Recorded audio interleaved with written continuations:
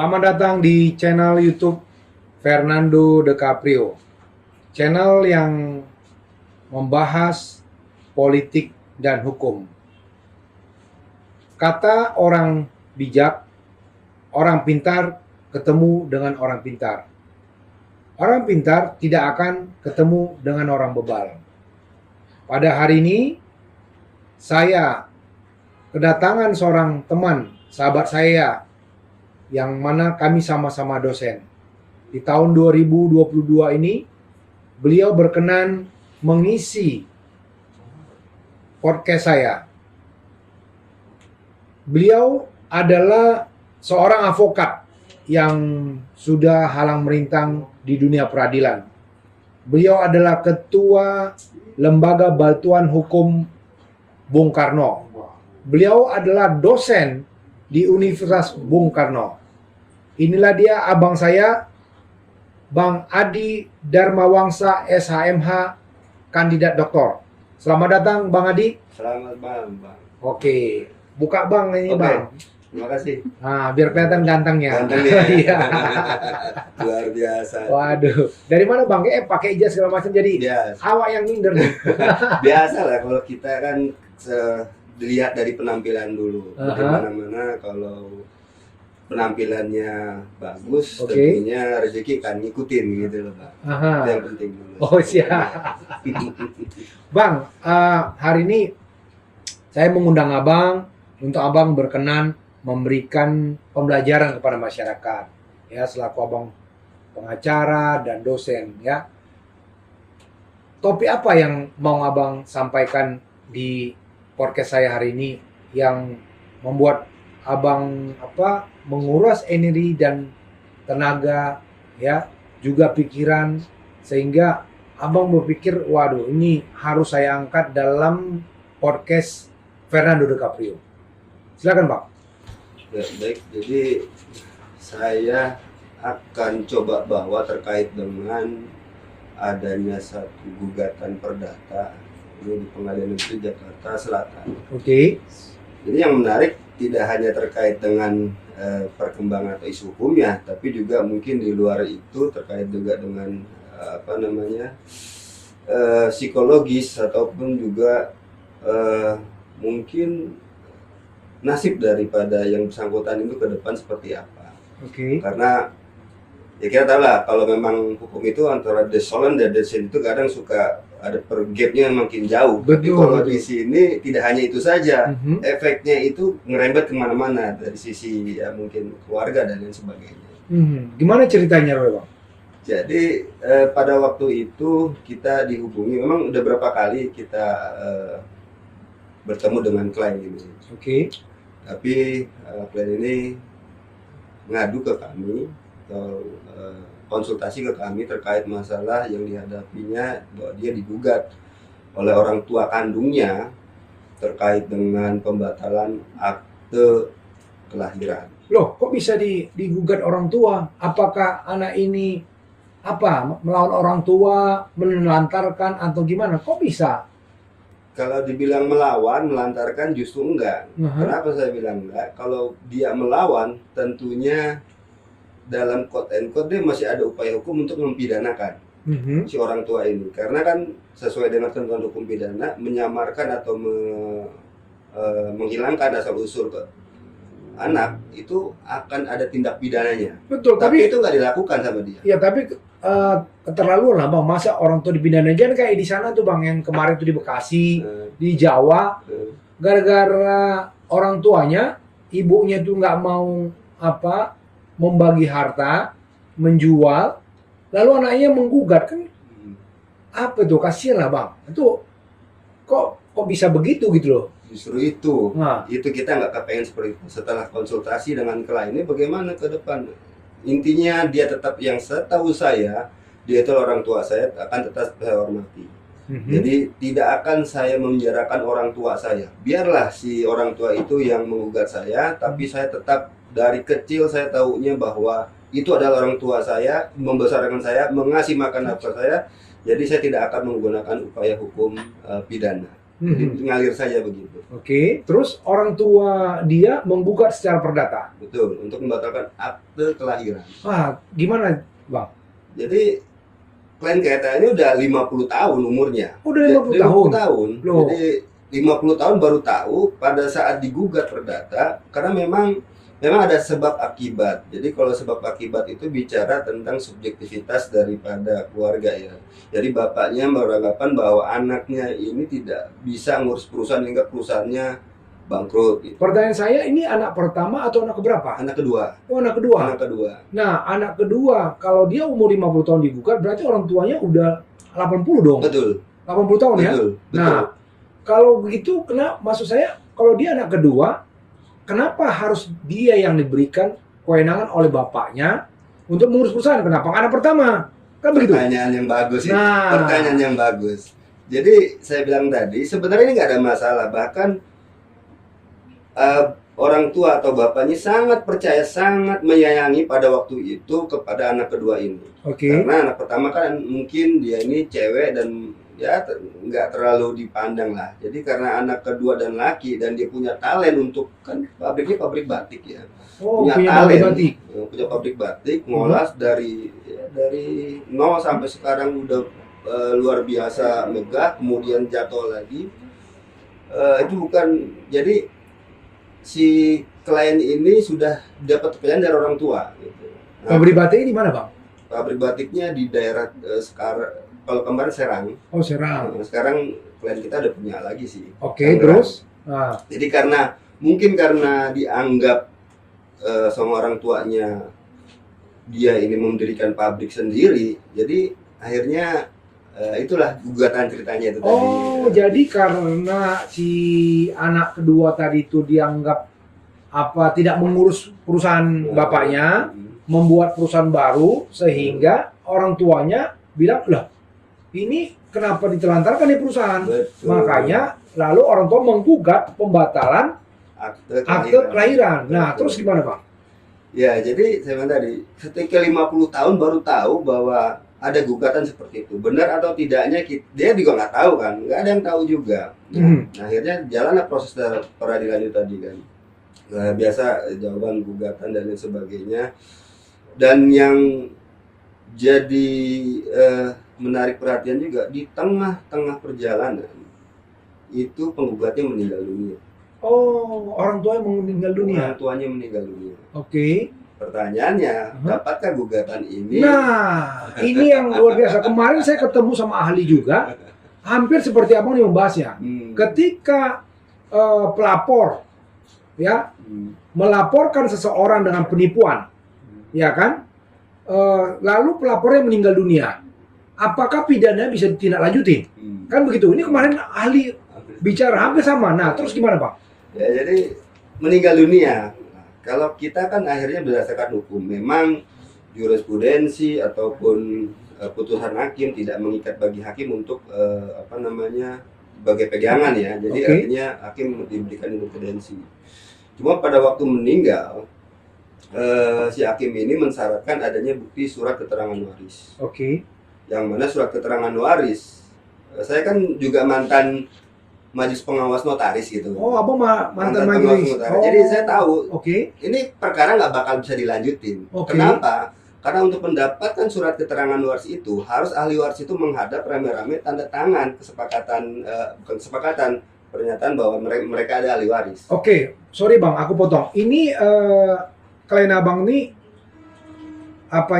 tercatat di pengadilan agama atau pengadilan negeri? Pengadilan negeri Jakarta Selatan. Pengadilan negeri ya. Nah, artinya kalau pengadilan agama kan secara muslim harus ada sidang isbat. Betul. Untuk penetapan ahli waris ya. Betul. Kalau ini kan dia harus ini juga menghadap ya. Betul. Nah, terus gimana bang? Ya karena tadi dia bukan golongan timur asing maupun golongan yang beragama Islam, dia golongan Tionghoa, maka surat keterangan waris yang dibuat oleh notaris dapat dipersamakan seperti itu. Namun kami kan bukan berasumsi ya. Kalau boleh kami menganalogikan, surat keterangan waris itu sama teknisnya, tata caranya dengan di peradilan agama maupun di golongan timur asing. Jadi golongan timur asing itu udah saklek banget bunyinya harus menghadap semuanya, baru bisa dibuatkan surat keterangan waris. Di pengadilan agama juga demikian, Ya. harus menghadap semua. Tapi bagaimana kalau di golongan timur, golongan Cina? Oke. Ya, itu nggak diatur. Nah, Oke. kalau nggak diatur apakah boleh atau enggak? Nah, secara kebiasaan itu mestinya harus menghadap semua. Oke. Kenapa? Biar ada yang nggak dirugikan. Iya, iya. Itu pengetahuan saya dan itu pendapat saya, dan itu juga dari beberapa teman-teman notaris sudah mengiyakan, jadi harus menghadap semua. Tapi faktanya itu bisa terbit tanpa keempat-empat ahli Ahli waris waris. menghadap Maksudnya terbit apa ini, Bang? surat keterangan waris. Oke. Karena surat keterangan waris itu kan sebagai dasar untuk legal standing mengajukan gugatan. Iya, iya. Nah, Gitu. Nah, ini dia bisa timbul, makanya saya datengin ke salah satu kantor notaris, kita keberatan dengan adanya surat keterangan waris ini. oke. Kenapa? Kok bisa timbul? Harus datanya empat-empatnya dong.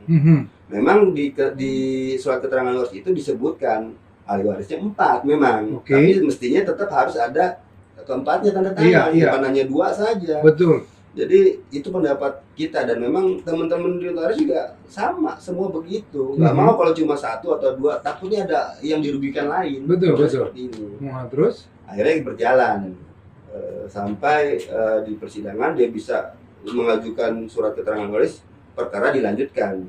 Tapi kita keberatan juga. Kenapa? Ketika sudah mati, maka menurut jurisprudensi yang kami dapat dan di beberapa juga dipajang di online secara, misalkan pengadilan agama ada Putusan-putusannya ya? bukan putusannya, ada keterangannya kalau di websitenya, Oke, iya, website, iya, iya. itu disebutkan kalau memang orangnya sudah meninggal harus seluruh ahli waris harus Menghadap. menyetujui, Iya, iya. menyetujui untuk diajukan gugatan. Oke. Kita juga ajukan itu sebagai bukti waktu itu kan. Oke. Nah, jadi harus diajukan oleh semua ahli waris. Aha. Nah, jadi ini tidak, akhirnya perkara ini dilanjutkan gitu. Oke. Nah, itu kan bertentangan juga. Jadi kita keberatan sama majelis hakim. Menurut jurisprudensi, menurut ada peraturan juga di Mahkamah Agung, saya lupa nomor berapa.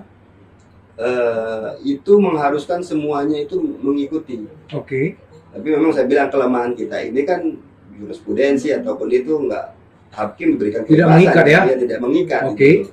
Walaupun kita sempat keberatan di situ. Akhirnya perkara tetap lanjut. Oke. Kendalanya perkara tetap lanjut. Pada saat sidang hasil keputusan kami kalah. Wow.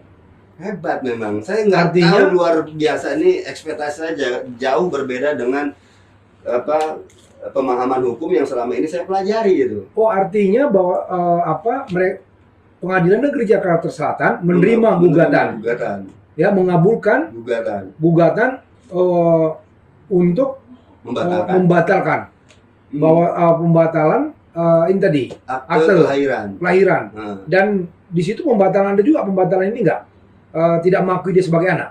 enggak, hanya pembatalan. Pembatalan. Saja. Betul. Kalau tidak, dia hanya mau membatalkan terkait dengan akta kelahiran. Loh, kan di situ dalam ini, sorry nih Bang ya, kita diskusi Bang ya. Dalam kakak kan dia masih tercatat sebagai itu. Nah, terus gimana tuh Bang? Ini apa nih sekali nih? Menarik sekali. Jadi memang kalaupun ini perkara aktenya dibatalkan, status kewarganegaraan ini bagaimana? Itu Betul. pertanyaan ke depan. Tapi yang saya jadi sayangkan ini amar pertimbangan majelis hakim. Oke, kita sama-sama kita adu data atau adu hukum saja. Jadi yang kita dalilkan itu adalah terkait yang pertama eksekusi daluarsa. Oke. Itu udah 50 tahun.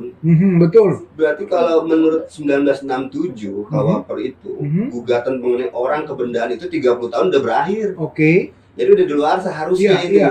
Nah, Abang apakah enggak itu enggak kemarin? Sudah. Aha. Jadi menurut dalil hakim, karena undang-undang ada yang spesialis, yaitu undang-undang tentang kependudukan. Oke. Jadi yang dipakai undang-undang kependudukan. Oke. Jadi secara otomatis yang di KUHP itu nggak berlaku menurut majelis hakim. Oke. Lex spesialis Lex generalis. generalis, aneh kan? Aha. Berarti dia sebagian-sebagian aja menafsirkan itu. Mhm. Jadi kalau menurut kami itu lex specialis itu dikatakan kalau memang ada undang-undang yang mengatur secara umum terus diatur lagi secara khusus. Betul, betul. Baru itu bisa lex specialis derogat lex generalis. Iya. Pertanyaannya dalam undang-undang kependudukan diatur nggak masalah daluarsa? Hmm. Nggak diatur. Berarti balik lagi ke KUHP. Contoh kita masalah pidana tentang bersama-sama Iya. turut serta. Oke. Kalau misalnya undang-undang korupsi itu nggak pernah diatur masa turut serta bersama-sama kan? Aha. Berarti KUHP nggak dipakai dong? Iya, iya. Kita analogikan seperti itu Oh iya, kan? betul. Nah berarti balik lagi ketentuan umum kan? Iya. Nah ini juga sama demikian. Oke ada lex spesialis tentang terkait bagaimana prosedur penerbitan akte segala macam dan lain sebagainya. Tapi kalau terkait dengan daluarsa, ketika itu dia diatur balik lagi ketentuan umum. Betul, betul. Jadi hakim itu ya sesat berpikir menurut saya. Oke. Karena daluarsa yang ada di dalam KUHP itu masih berlaku. Abang nggak mengapakan ini, apa namanya, ahli?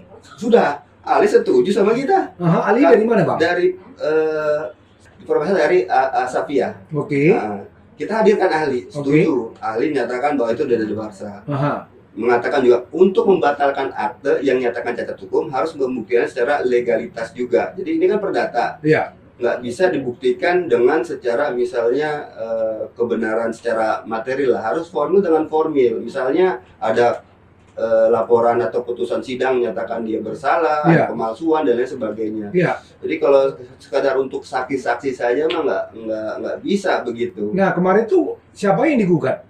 Kami yang digugat, Cuman orang Abang. kami digugat.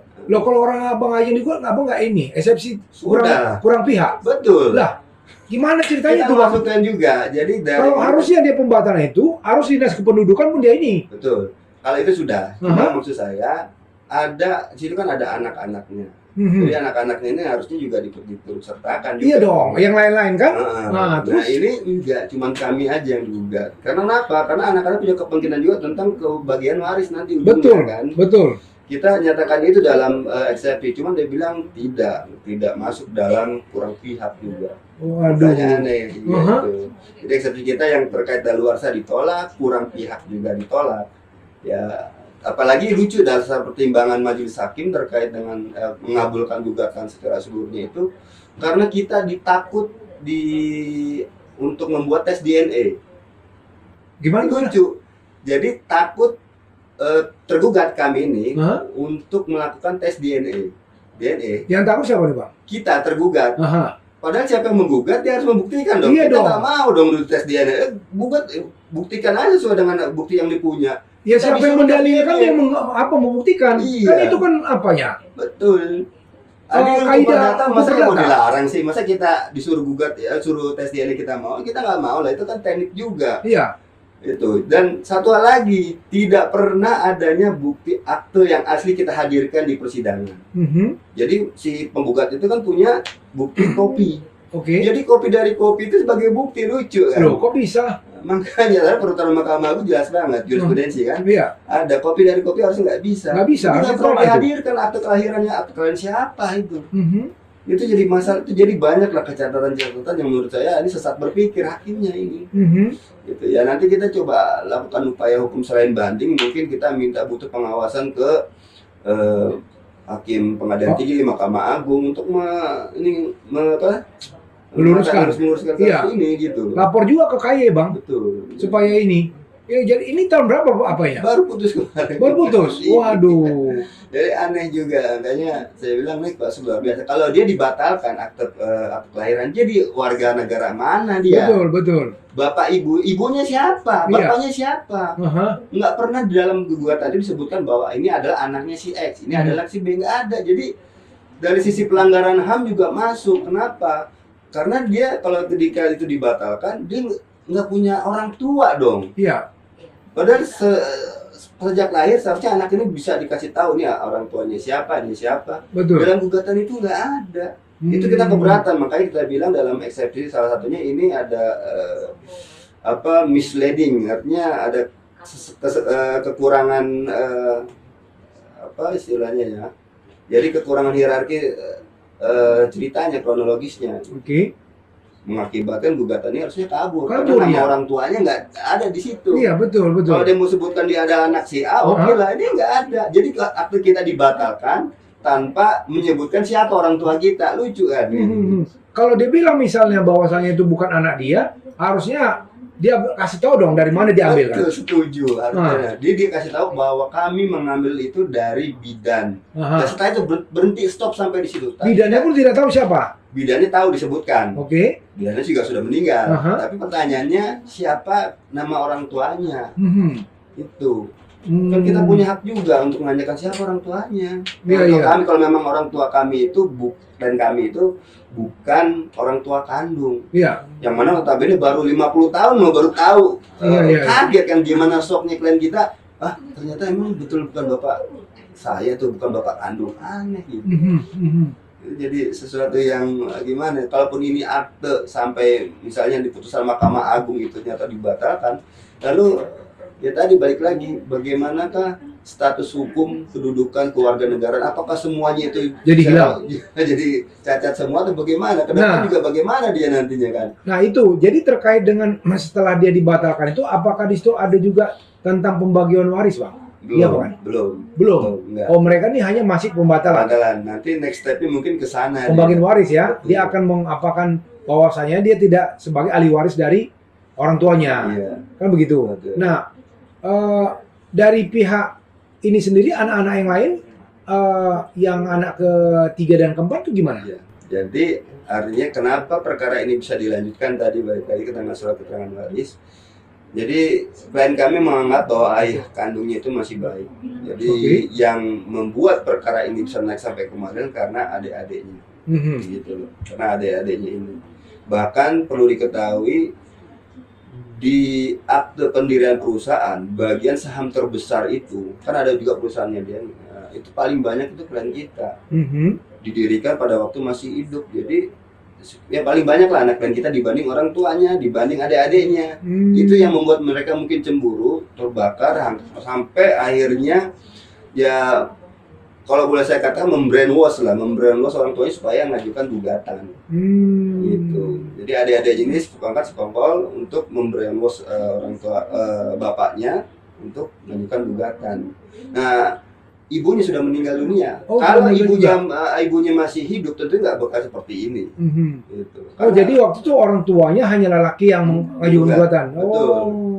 Kalau ada ibunya nggak mungkin seperti ini. Pasti ibunya akan bela mati-matian karena sayang banget gitu. Itu permasalahannya.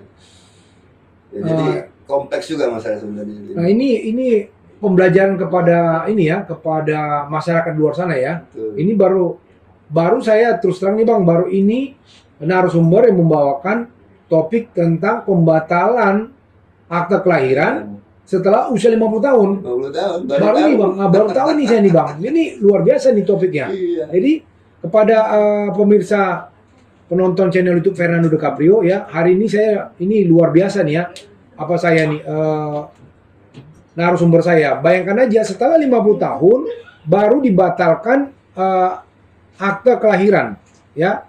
Bayangkan aja tidak ada permasalahan hanya karena perusahaan itu dianggap mungkin turun omsetnya dan anak kedua yang dikatakan sebagai anak angkat itu adalah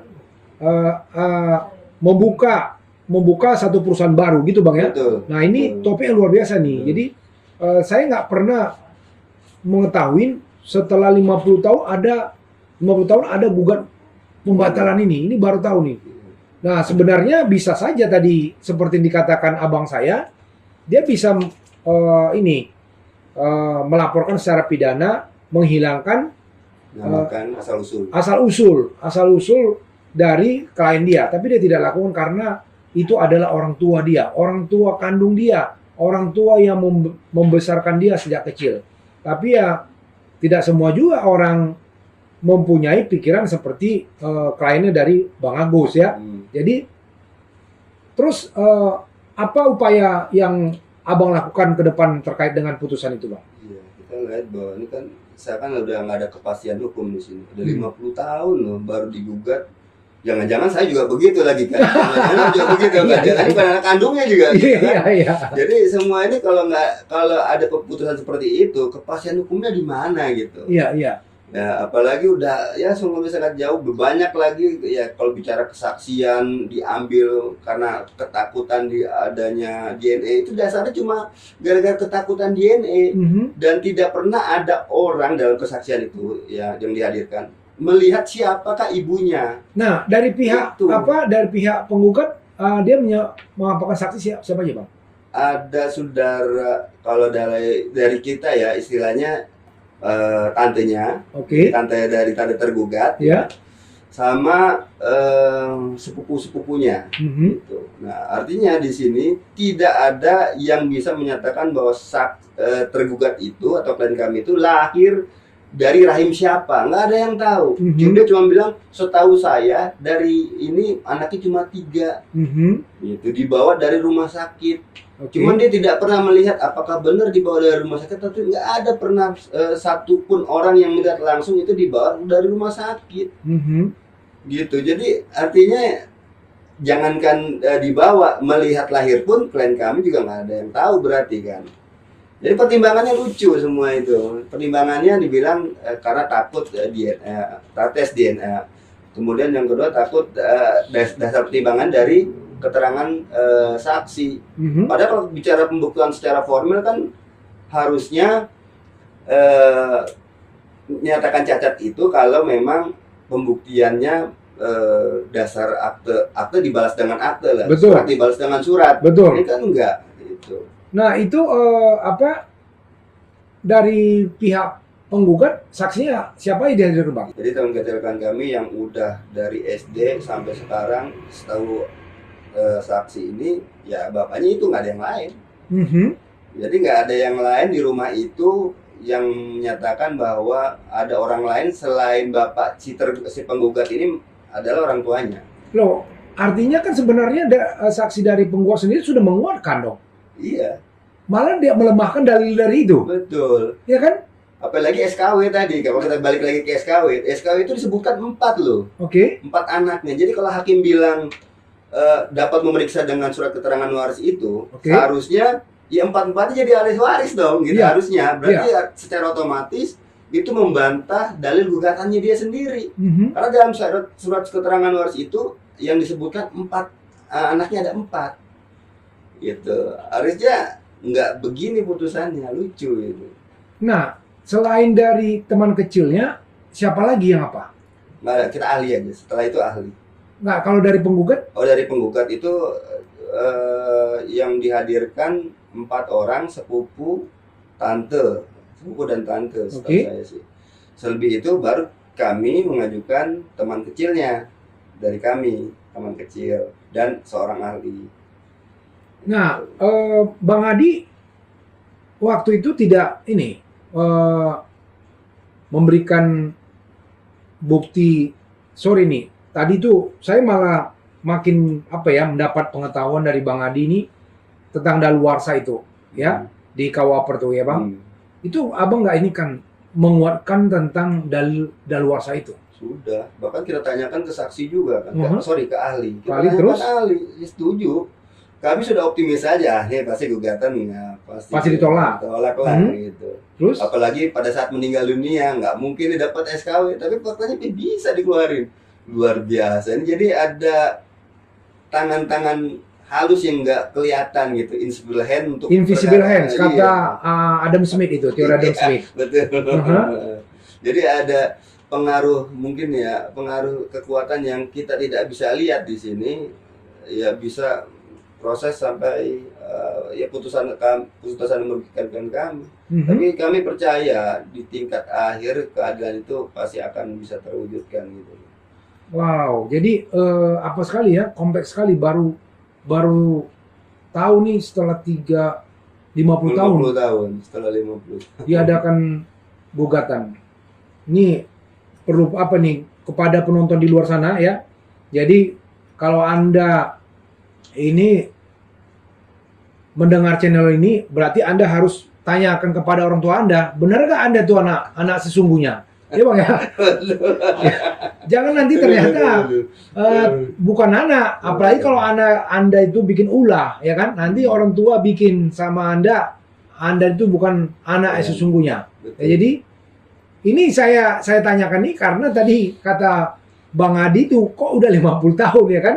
Nah, untung aja ini bapak saya nggak begitu sama mama saya gitu ya. Tapi kalau sampai ada seperti itu, wah, betapa hancurnya hati seorang anak itu kan. Padahal dia taunya itu satu-satu bapak dan ibunya. Kan begitu Bang? Betul. Tidak pernah ditempatkan di rumah lain atau di mana, nggak pernah gitu. Iya, jadi ini menarik sekali di tahun 2022 nih saya membahas tentang adanya pencabutan akta notari akta kelahiran dari seorang bapak, tapi memang dia adalah seorang anak yang mengikuti anak yang berbakti pada orang tua sehingga dia nggak ada melakukan upaya hukum pidana. Bang, selain itu kasus apa lagi Bang yang Abang tangani yang sangat menarik Bang di luar itu, karena ini kan kasusnya lagi berjalan Bang, ya kan? Nanti saya mau setelah nih putusan banding, di putusan saya minta Abang untuk apalagi sini memberi apalagi ya? Iya. Nah, seperti apa sih kok bisa seperti ini kan gitu Bang. Nah, selain itu kasus apa Bang yang menarik yang bisa Abang ceritakan selama Abang beracara Bang? Ya, jadi ada lah beberapa, tapi takut saya salah mengucap, jadi saya harus baca dulu. Nanti sajalah kalau memang kita ketemu lagi di YouTube, kita akan buka satu lagi biar lebih penasaran gitu. Kalau kita buka semua kan nanti nggak ketemu lagi kita. Siap. Gitu. Oke, jadi Bang Adi ini dia mau penonton channel YouTube saya itu penasaran ya. Jadi supaya nanti Bang Adi dihadirkan kembali kan gitu. Nah, ini luar biasa nih. Karena tadi putusan itu belum ingkrah, nah masih mengajukan upaya hukum banding. Ya, mudah-mudahan nanti hakim benar-benar jeli ya melihat peristiwa hukumnya, fakta hukumnya, dan alat bukti yang dihadirkan para pihak supaya tidak terjadi penyelewengan hukum ya. Kalau sudah terjadi penyelewengan hukum, maka akan terjadi sesat hukum nanti dalam putusan itu ya. Jadi kalau sudah sesat hukum merugikan para pihak, bukan hanya pihak yang digugat, bisanya pihak penggugat suatu saat akan mengalami kerugian. Walaupun ya tidak hari itu dia rasakan, mungkin efeknya akan terjadi setelah kemudian hari putusan itu berkekuatan hukum tetap, kan begitu. Nah, ini kepada yang menonton channel YouTube Fernando De Caprio, tolong untuk Bapak benar-benar mengkaji atas apa yang disodorkan atau yang diberikan para pihak dalam memutuskan perkara ini ya. Di akhir sesi saya selalu membagikan quote terkait apa yang dibawakan oleh narasumber saya ya. Ini narasumber saya membagikan ilmu hari ini terkait dengan dibatalkannya akta kelahiran. Artinya ada pihak-pihak yang mempengaruhi orang tuanya sehingga memutuskan untuk mencoret salah satu anak dalam akte kelahiran, bahkan nanti dalam pembagian warisan ya. Quote-nya bilang seperti ini: godaan dari luar membuat seseorang lupa daratan, sedangkan ketamakan membuat orang bodoh. Orang harus waspada selalu agar kemurnian sifatnya terpelihara ya, supaya Anda tidak dikatakan tamak, tidak menghapuskan hak-hak dari orang-orang lain. Janganlah Anda coba-coba mempengaruhi ya, orang tua Anda ataupun orang-orang di sekitar Anda hanya untuk memperoleh hak yang bukan dari milik Anda. Ya, itu yang dibagikan oleh narasumber saya, Bang Adi Darmawangsa. Bang, apa yang bisa Abang sampaikan kepada penonton channel YouTube Fernando De Caprio, Bang?